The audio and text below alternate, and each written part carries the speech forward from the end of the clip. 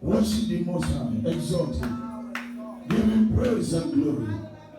There is no holy like unto Him. Worship Him. Father, we thank you. Father, we thank you. Father, we thank you. We bless your name. Thank you, Lord. Thank you, Lord. Thank you, Lord. Thank you, Lord. We thank you. We thank you. We worship you. Give Him praise and glory. Honor His holy name. Worship His majesty. We thank you, Lord. We thank you, Father. Glory be to your holy name. In Jesus' name we pray. Beloved, we're going to pray. I want you to get ready for the touch of the hand of God upon your life. That the Holy Ghost will break every yoke in your life. Amen. Every sickness shall be taken away. Amen. Whatever that is not of God shall be destroyed. Amen. In the name of Jesus. Amen. I want you to lift up your two hands to the heavens and shout this at the top of your voice to the Lord God Almighty. Say, "Oh Lord my Father." Oh Lord my Father. Shout it very loud and clear. Oh Lord my Father. Arise and manifest your power in my life. In the name of Jesus. Arise and manifest your power. Arise and manifest your power in my life. In the name of Jesus, arise and manifest your power. Arise and manifest your power. Arise and manifest your power. Where is the Lord God of Elijah? Let God arise and manifest His power in your life. Let God arise and manifest His power. In the name of Jesus, let God arise and manifest His power. Open your mouth and declare. Arise and manifest your power. Arise and manifest your power. Where is the Lord God of Elijah? Arise and manifest your power. Arise and manifest your power. Arise and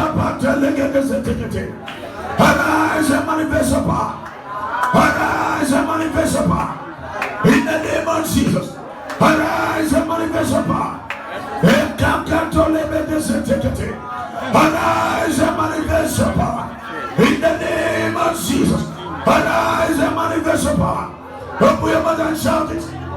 Oh, say, manifest your power. Manifest your power. Upon every life. Upon everyone here. Manifest your power. Manifest your power.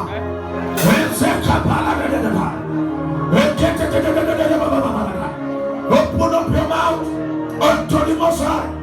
Open up your mouth wide, and I shall feel it, saith the Lord. Call ye upon Him while He is near. Let the wicked forsake his way, and the unrighteous man his thought, and let him return unto the Lord, and He will have mercy upon him, and to our God, for He will abundantly pardon. Praise the name of the Lord.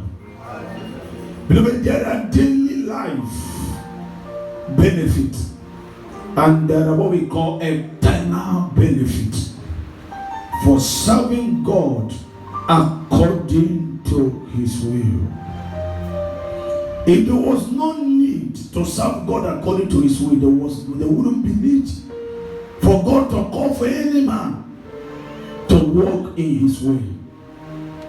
It is because there is a need for men to serve God, not according to the terms of men, but according to the will of God in heaven. God did not call the children of Jacob to serve Him in vain.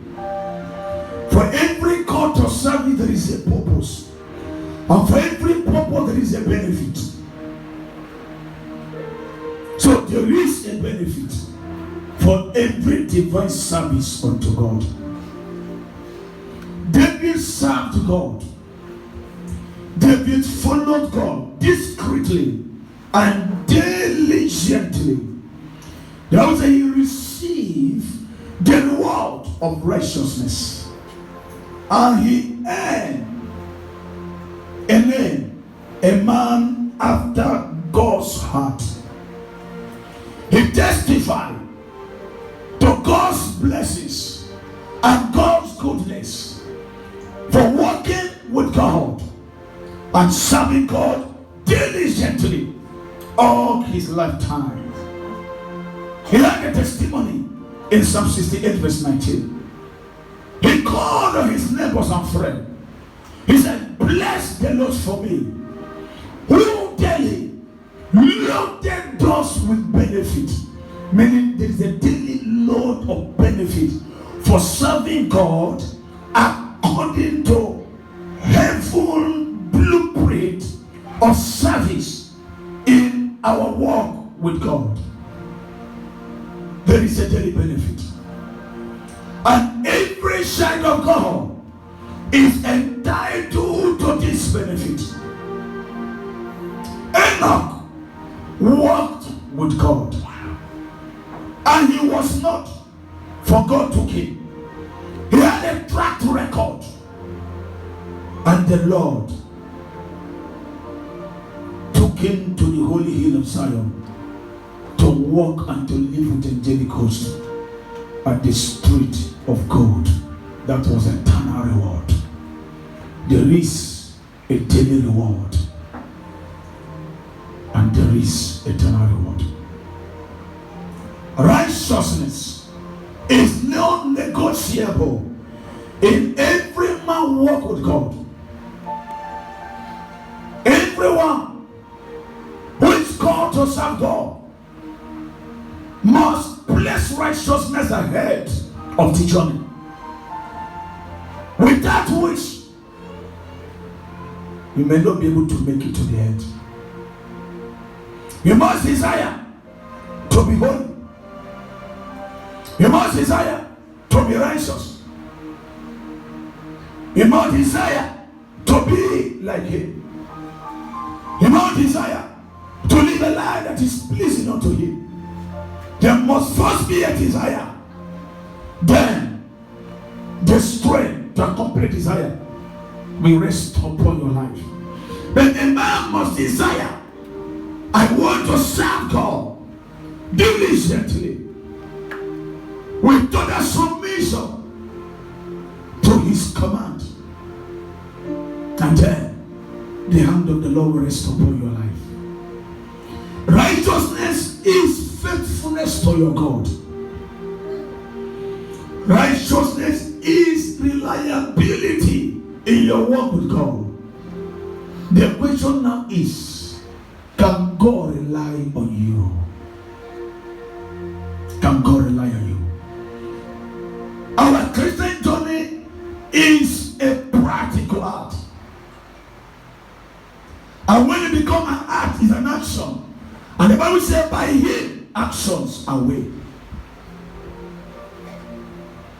In everything you do, in your walk with God, either in the secret or in the open, there is a record. Enoch had a track record. Only God took cognizance of the track record of Enoch. And the reward was, when men that was with him sought for him, they could not find him, for God took him. He had the record that he walked with God, and God translated him to a land full of gold and sapphire, where he treads upon the city of the Lord with the angels of heaven.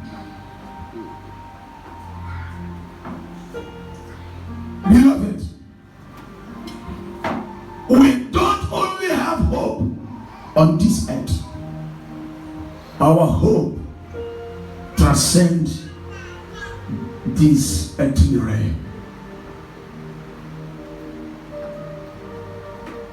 Everyone born of God, what want to have eternal destiny in heaven, and you take righteous living to have a track record that will give you access to heaven. Righteousness, it is to be worthy of trust. Can God trust you? That's the question. Can He entrust you with His kingdom advancement? Can you trust yourself in your service with God? Then you ask yourself, can God trust me? If God cannot trust you, it will be difficult. It will be difficult for you to make it to heaven. The Bible says the narrow way is not an easy way. The only few shall find it. And those here are the diligent few who serve God discreetly. The truth be told, you must desire to live above the system of this world. There is a system that every man on this earth must overcome. We call it a system of corruption and pollution. And everyone is buying into the ideas of the system. But everyone who wants to have access to a kingdom where only the righteous will tread upon must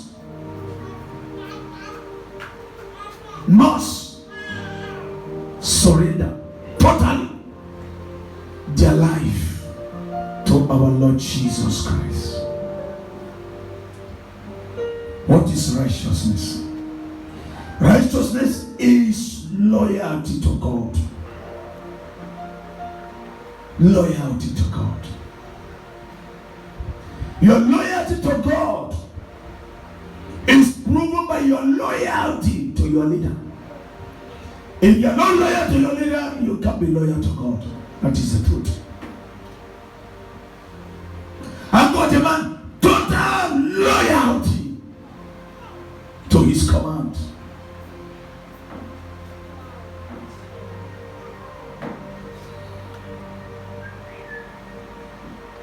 What is righteousness?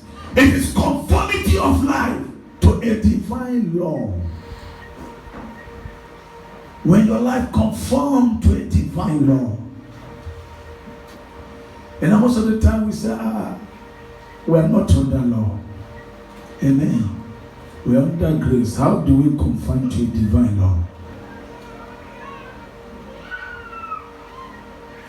God's commandment is a lamp.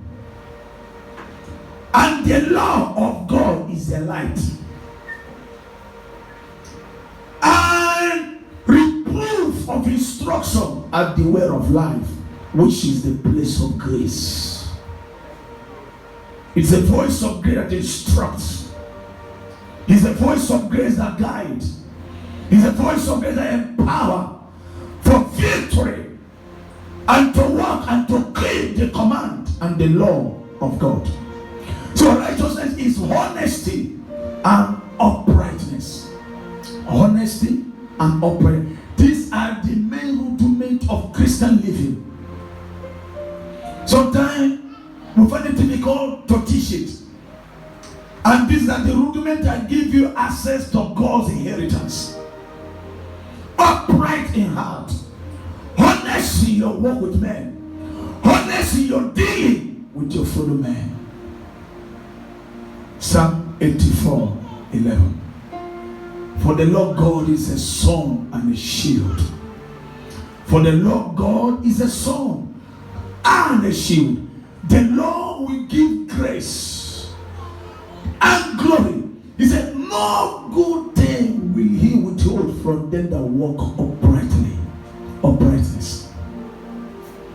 As long as you are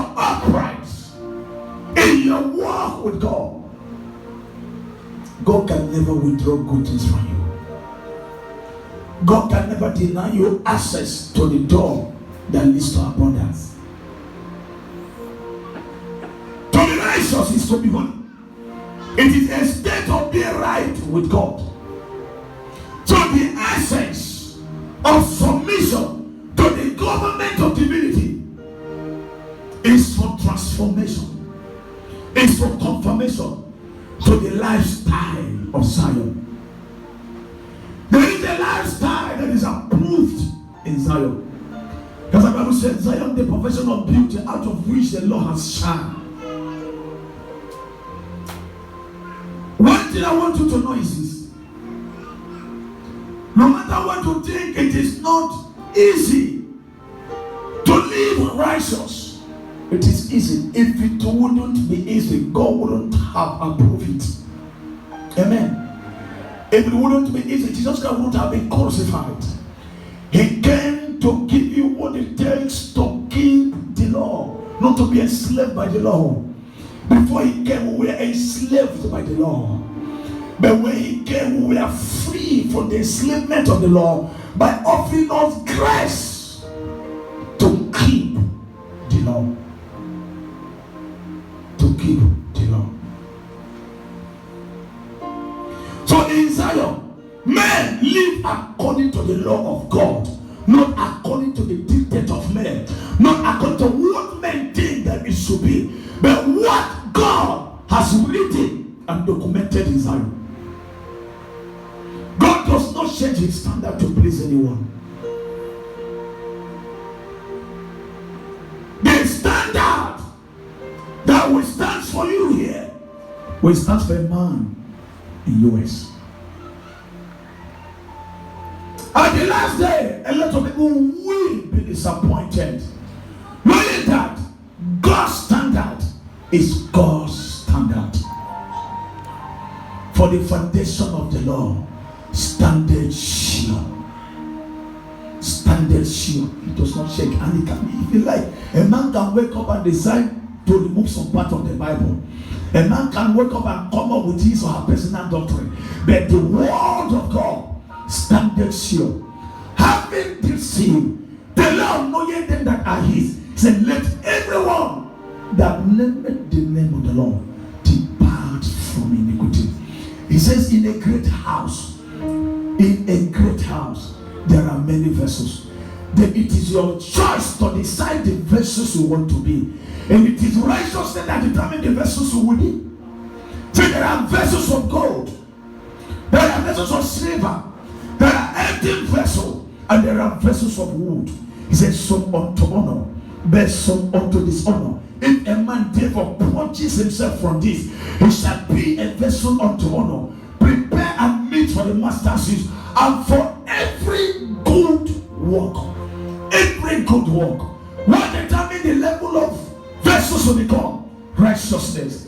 Having the seal of righteousness is a standard. It cannot be changed. It cannot be lowered to engraft in anyone. It cannot be changed to please anyone. What God has sealed, he has sealed. What makes you an instrument of gold is the righteousness of Christ that comes by grace. That comes by grace. Just the way God shines, everybody desires it. That is how God will make your life to shine. And everyone will desire to partner with you. I decree today that the righteousness that comes by grace be released upon your life in the name of Jesus. Be released upon your life in the name of Jesus.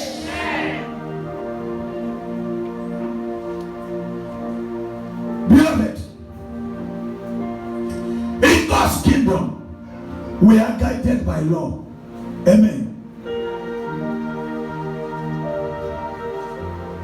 We are not guided by Lucians. We are guided by law in the kingdom of God. There is no kingdom without law. If you visit witchcraft coven, they have law. It's another kingdom. Ask a witch, they will tell you. If you visit a cultic kingdom, they have a law. Look for a cultic agent in your environment. Ask him. He will tell you. Every organized government is guided by law. Heaven is a government. A government ruled by divinity. And a government that makes sure there is stringent adherence to the principles of the law, which are the angelic hosts of heaven.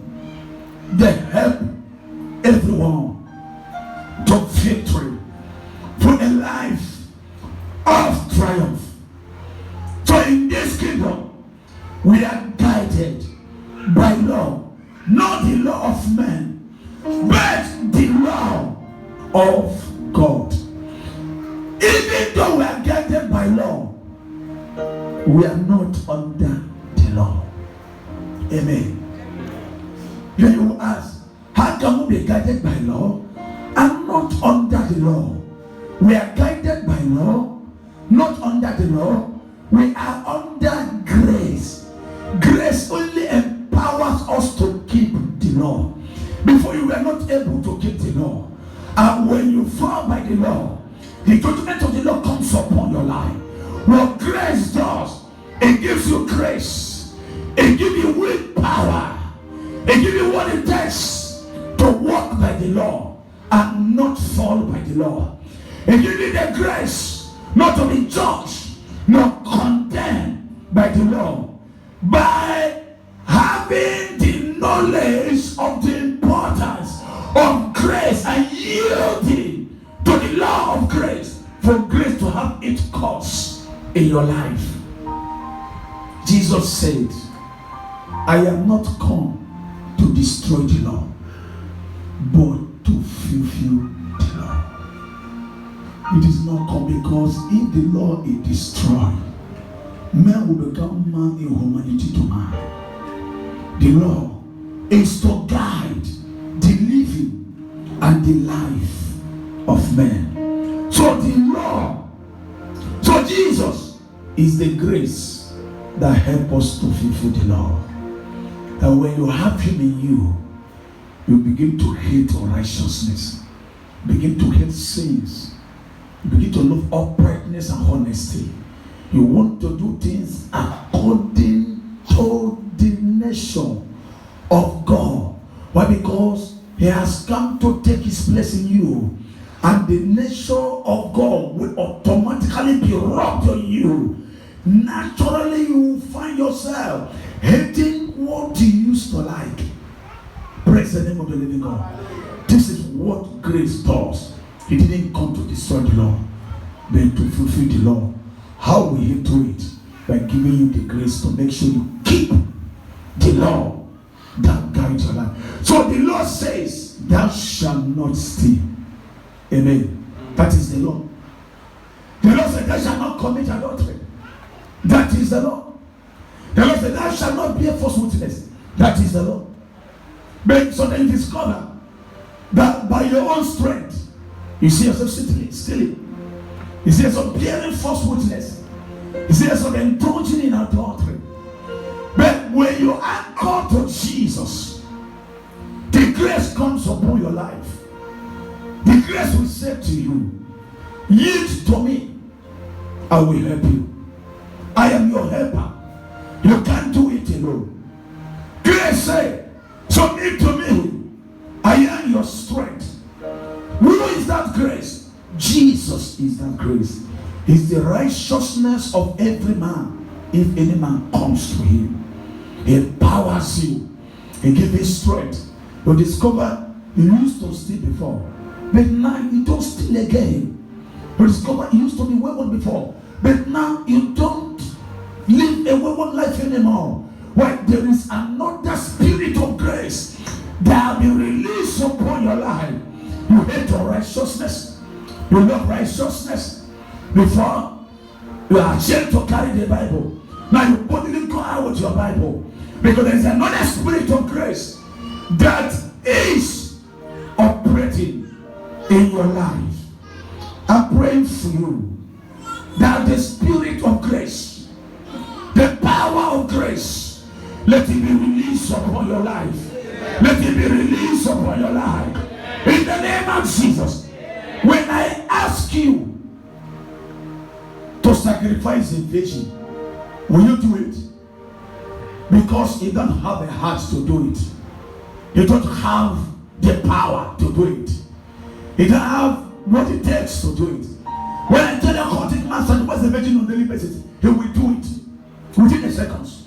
He will do it. That is a law guiding him. So there is a spirit of that law in him that empowers him to do it.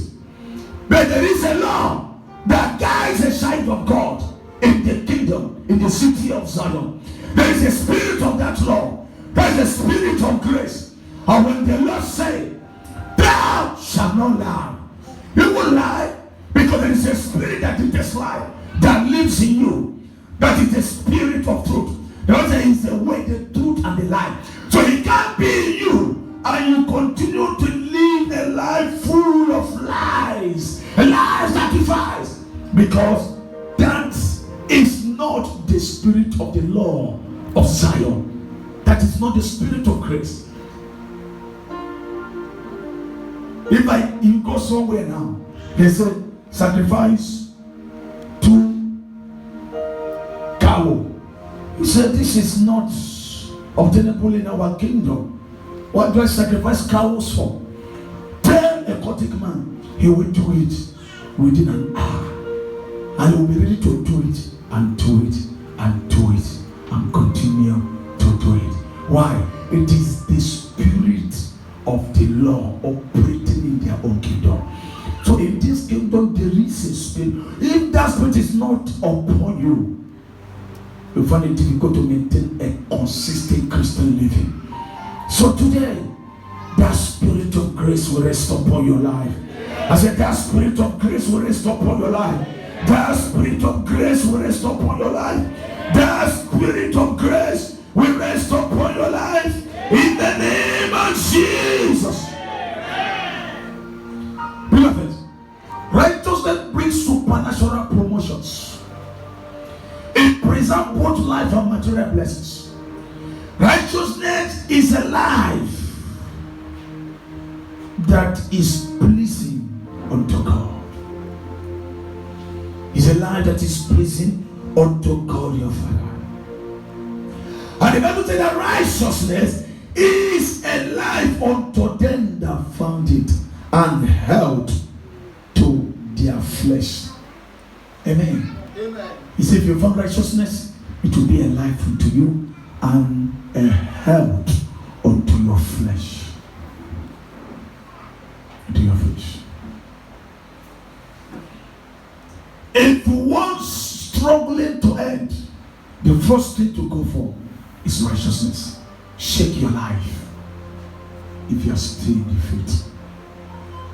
Shake your life if Christ be in you. Shake your life. Is Christ in you? It takes a righteous man. It takes a righteous woman to boldly declare with confidence and with total affirmation from heaven, the Lord is my shepherd. I shall not want. The Lord is my shepherd. I shall not want. The Bible says the sheep knows their master. Amen. Amen. And the master, which is the shepherd, hear the voice of the sheep. And the sheep are the righteous one. So you take a righteous man to call my father, you're my shepherd, and he will affirm and confirm it. For the Lord is my shepherd, I shall not want. Why? There is a benefit for righteousness. He maketh me to lie down in green pasture, leads me to a place of abundance. He restored my soul. No disorder can take me unaware. He leadeth me beside the still water. Trouble cannot eat me up. He leads me in the path of righteousness for his name's sake. So righteousness. Even though I walk through the valley of the shadow of death, Say, I shall not fear evil. That is the boldness of a righteous man. That is the boldness of a righteous woman. But the righteous living will bring fear of the